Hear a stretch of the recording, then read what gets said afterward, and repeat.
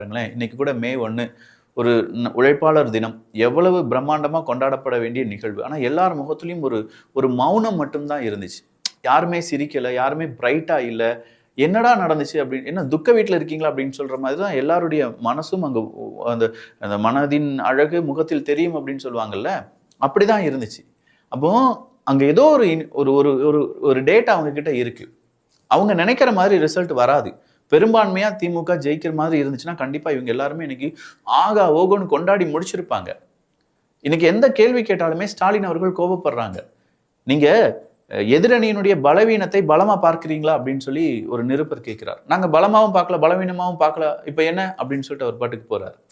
So கேள்வி என்னன்னோ, அதுக்கான பதில் என்னன்னோ அப்படின்னு சொல்ற அளவுக்கு கூட இப்ப முதலமைச்சர் ஸ்டாலின் அவர்களுக்கு டைம் இல்ல அப்படின்னு சொல்லும் போதும், இல்ல ஏதோ ஒரு விரக்தியில பேசிட்டு இருக்காங்க அப்படின்னு சொல்லும் போதும், எக்ஸிட் போல் ரிசல்ட் 5 நிறுவனங்கள் திமுக தான் வரும்.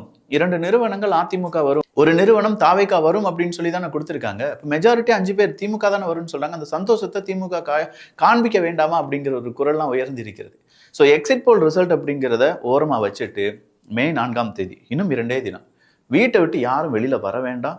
வெற்றி கொண்டாட்டம் அப்படின்னு சொல்றதை யாரும் எத்தனை தொகுதி ஜெயிச்சிருந்தாலும் சரி, காவல்துறை அதிகாரிகள் அவங்களுடைய வேலையை சரியா செய்வாங்க அப்படின்னு சொல்லி நம்ம நம்புறோம்.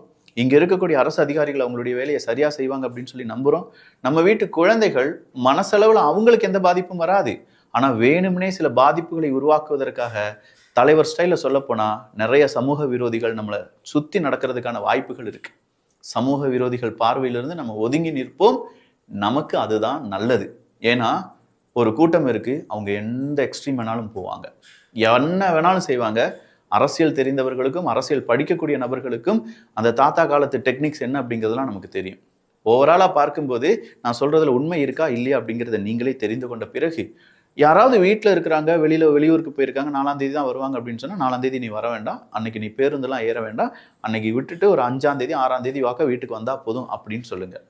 4ஆம் தேதி ரிசல்ட், அதுக்கான செலிப்ரேஷன், அதுக்கான நிறைய மனஸ்தாபங்கள் இருக்கும், ஏகப்பட்ட கோபங்கள் இருக்கும், ஏகப்பட்ட சந்தோஷங்கள் இருக்கும், நிறைய பேர் தண்ணி அடிச்சுட்டு இருப்பாங்க, ஏகப்பட்ட கஞ்சா போட்டுட்டு இருப்பாங்க, என்ன வேணாலும் நடக்கலாம். அதை தான் நான் சொல்றேன். அதனால தேவையில்லாம 4ஆம் தேதி வெளியில போக வேண்டாம். 3ஆம் தேதி இரவுல இருந்தே நீங்க உங்க வீட்டுக்கு உங்களை சேஃப்டியா வச்சக்கூடிய இடத்துக்கு நீங்க இருக்கிறது ரொம்பவே